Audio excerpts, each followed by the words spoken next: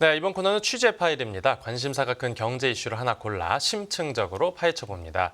네, 도널드 트럼프 전 미국 대통령의 재선이 확정된 이후로 각종 자산 가격들이 들썩이면서 세계 금융시장이 그야말로 요동치는 모습입니다.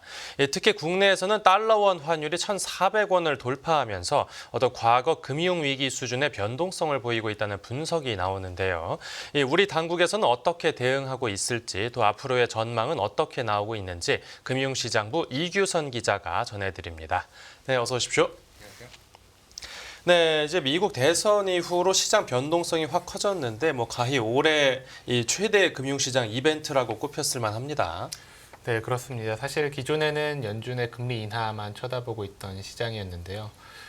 이달 들어서 미국 대통령 선거가 이루어지면서 훨씬 더 금융시장의 파급 효과가 연준보다 컸습니다. 네네. 앞서 트럼프 전 대통령 대선으로 코스피가 부진하다는 소식 들으셨는데 저는 특히 외환시장 관련 소식에서 집중해서 이야기 드리려고 합니다. 네, 환율 쪽인 거죠. 그렇습니다. 네. 오늘 환율을 보면 전일 대비 3원가량 상승한 1,406원에 마감했는데요. 네. 이게 종가 기준으로 2022년 11월 4일 이후 2년 만에 최고치입니다. 예. 특히 미국 대선 당일에는 6일이었죠. 네. 전날보다 무려 17.6원 급등하기도 했는데요. 네네. 특히 개표가 진행될수록 트럼프의 당선 가능성이 높아지지 않았습니까? 그래서 환율 상승세는 더 가팔라졌는데 네. 장중 변동폭은 25원에 달했습니다. 이 정도면 글로벌 금융위기나 코로나19 팬데믹 당시와 유사한 수준입니다. 네, 그럼 결국 이제 트럼프 당선 자체가 이제 환율 어떤 상승에 이제 직접적인 원인을 제공했다 이런 건데 그 트럼프 당선이 구체적으로 어떻게 환율 상승으로 이어진 겁니까? 네, 다들 아시다시피 트럼프 후보가 미국 우선주의를 내세운 게 큽니다. 네. 강력한 보호무역 정책을 예고했는데요. 예. 특히 모든 수입품에 10에서 20% 관세를 부과하고 중국산 제품에는 60%의 고율 관세를 매기겠다는 공약에 시장이 큰 충격을 받았습니다. 네. 이와 더불어서 트럼프 후보가 감세 정책도 내세웠는데요. 예. 근데 감세를 하면 세금이 모자라니까 채권을 더 찍지 않을까? 이런 우려에 미국 금리가 시장 금리가 또 많이 올랐습니다. 실제로 미국채 10년물 금리를 보면 최근 4.3%까지 치솟았는데요. 네. 단기 저점이 3.6%였거든요. 그러니까 단기간에 70bp 뛴 건데 연준의 금리 결정으로 보면 거의 3번이나 올린 셈입니다. 그러니까 국채를 더 찍어내면 이제 국채 공급이 늘어나서 가격이 떨어지는데 그렇죠. 이제 그 가격과 반대로 이제 금리가 올랐다 이런 설명인 거죠. 그렇죠. 공급이 또 많아지면 사람들이 또 수요가 떨어지지 않겠습니까? 그러면 금리는 당연히 올라갈 수밖에. 그러니까 더 비싸게 채권을 찍어야 되는 거죠. 네네. 또 정책을 좀 세부적으로 들여다 보면은 또 대규모 감세를 한다고 했는데 네. 우리가 받는 월급에서 세금이 줄어들면 가처분 소득이 늘어나지 않습니까? 네. 그럼 돈을 더 쓰고 싶겠죠. 그러면 이게 수요 측 물가 압력으로 작용할 가능성이 있고요. 네네. 또 반이민 정책도 펴고 있는데 네. 이러면 노동 공급이 원활하지 못하게 됩니다. 회사가 사람 뽑기 힘들면 임금을 더 줘야겠죠. 그럼 이것도 임금 상승을 가속화할 우려가 있습니다. 네. 또 관세가 수입 물가 올리는 건 또 물론이고요. 이렇게 물가가 오르면 연준은 금리가 내리기 어려워지겠죠. 예.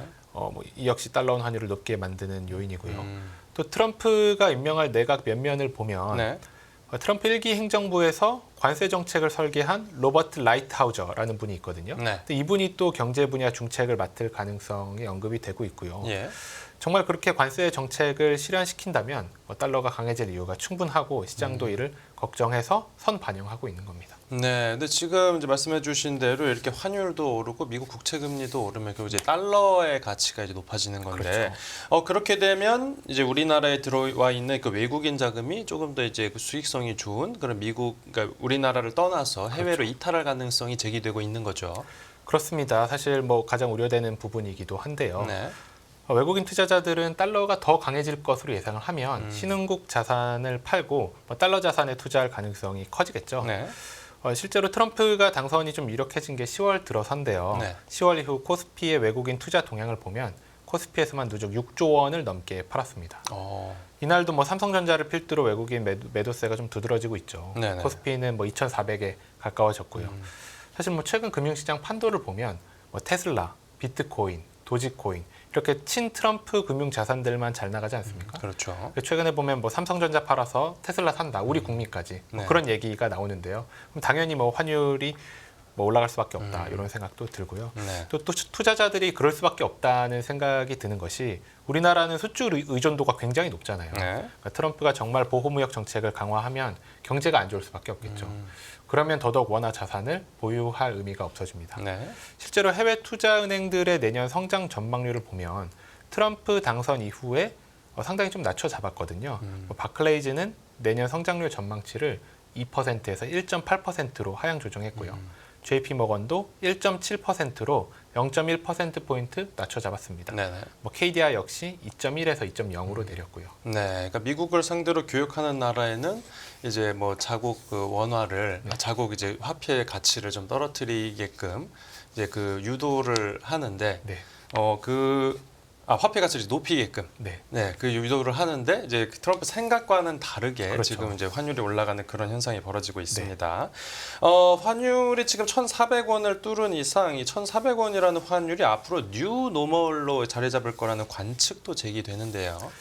네, 그렇습니다. 사실 뭐 환율 1,400원은 뭐 단기적인 오버슈팅일 수도 있다. 뭐 이런 얘기도 나오고는 있지만 네. 사실 일각에서는 이게 굉장히 길어질 수도 있다. 이런 우려도 커지고 있습니다. 네. 그러니까 1,400원이면 뭐 그렇게 비싸지 않다. 앞으로 더 오를 수도 있다. 이런 얘기인데요. 네. 사실 환율 1,300원은 지금까지 뭐 3번밖에 없었거든요. 외환위기 때 당연히 뭐 넘었고요. 그다음에 글로벌 금융위기 때 넘었고 코로나19 위기 때도 넘지 못했습니다. 1290원대까지 갔다가 1,300원을 도달하지 못하고 내려갔죠. 네. 그리고 2022년에 연준이 급격하게 금리를 올릴 때 1,400원을 뚫었던 건데요. 네. 그만큼 사실 1,300원은 굉장히 뭐 위기의 환율이다. 이렇게 우리가 그동안 인식을 했습니다. 상징적인 숫자네요. 그랬었죠. 네네. 근데 지금 제가 그랬었죠라고 언급한 이유는 지금은 1,300원이면 우리가 싸다고 생각하잖아요. 그만큼 우리의 눈높이가 높아졌는데 여기서 트럼프 당선으로 한 단계 더 높아져서 네. 1,400원의 환율이 뭐 보통의 환율일 수 있다. 이런 우려가 점점 커지고 있습니다. 예. 사실 생각해 보면 뭐 미국이 지금 우리나라보다 성장률도 더 높죠. 근데 트럼프의 당선으로 그런 그 격차가 더 벌어질 것이라는 전망이 나오고 있습니다. 네. 그러면은 환율이 한 단계 더 높은 상태에서 장기화될 가능성이 있다는 거죠. 그런데 이 다른 나라 통화들도 이제 궁금한데 그 달러원 환율만 이렇게 많이 오른 걸까요? 사실 원화만 약한 것은 아닙니다. 네. 이게 또 달러 높은 환율 수준이 오버슈팅이 아니라는 근거가 되기도 하는데요. 네. 트럼프 당선 영향으로 아시아 주요국 통화가 또 일제히 약세를 보이고 있습니다. 뭐 달러 엔 환율도 155엔을 넘어섰습니다. 뭐 상당히 높은 수준인데요. 네. 그래서 일본 정부도 뭐 최근 엔화 환율이 상당히 급격하고 일방적으로 움직이고 있다면서 뭐 시장의 긴장감을 높이기도 했고요. 네네. 중국도 뭐 위안화가 약해지고 있습니다. 뭐 달러 위안 환율이 7.2위안을 넘어섰는데 이것도 뭐 달러 원으로 치면 뭐 1,400원 정도로 보시면 될 것 같습니다. 네네. 이래서 뭐 중국 국영은행들이 달러 매도에 나섰다는 어. 소식이 전해지고 있기도 합니다. 네, 뭐 일본 네. 네, 근데 그럼에도 엔화랑 위안화는 뭐 약세가 진정되는 수준은 아니고요. 약세의 속도만 조금 조절되는 정도 그렇게 보시면 될 것 같습니다. 그러니까 지금 일본하고 중국 당국 입장에서는 조금 이제 시장 개입성 그렇죠. 어떤 그런 움직임을 보이고 있는데 우리 금융 당국 대응은 지금 어떻게 이루어지고 있습니까? 네, 사실 우리 금융당국도 뭐 가만히 있지는 않습니다. 네. 뭐 한국은행과 기획재정부가 시장 안정화를 위해서 다각적인 조치를 실시하고 있는데요. 네. 최상목 부총리는 일단 대선 이후에 긴급 경제장관 회의를 열었거든요. 뭐 거기서 시장 변동성이 과도하게 확대될 경우 단계별 대응 계획에 따라 적절한 조치를 취하겠다. 이렇게 일단 뭐 한마디를 내놨습니다. 그럼 또 한국은행도 역시 뭐 이런 회의를 열었고요. 그래서 네. 24시간 비상 대응 체계를 가동 중이다. 이렇게 강조를 했습니다. 또 실제로 시장 얘기를 들어보면 네. 달러원 환율이 1,400원에 근접했을 때 뭐 미세 조정이라고 하거든요. 네. 뭐 달러 매도 개입을 하는 거죠. 뭐 강한 정도는 아니지만 이렇게 환율 상승 속도를 좀 제어하는 움직임이 보였다. 이렇게 좀 추측이 나오고 있습니다. 근데 실제로 이렇게 그 정부에서 이런 발언을 내놓는 것만으로도 시장 네. 안정화에 어느 정도 효과가 있습니까? 그렇죠. 뭐 단계적으로 수위를 높여간다고 보시면 될 것 같습니다. 네. 뭐 최상목 부총리가 과도하게 확대될 경우 이렇게 조치를 취하겠다 이렇게 말했는데 조금 더 환율이 급하게 움직인다면 그런 가정법을 쓰지 않고 변동성이 좀 과도하다 이렇게 단정적으로 뭐 말할 수도 있겠고요. 그 다음에는 뭐 공식 구두 개입을 나설 수도 있고 그런 식으로 단계적으로 개입 강도를 높여가는데 한 1단계 뭐 이 정도로 보시면 될 것 같습니다. 네, 그렇군요.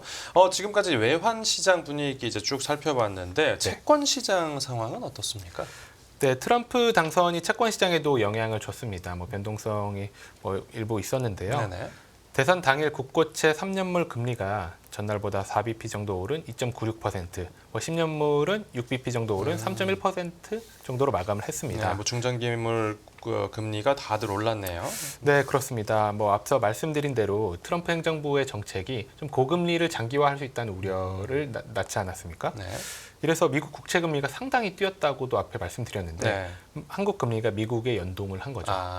그래서 한국 금리가 올랐습니다. 네네. 그런데 채권 시장 움직임은 외환 시장과 다소 다릅니다.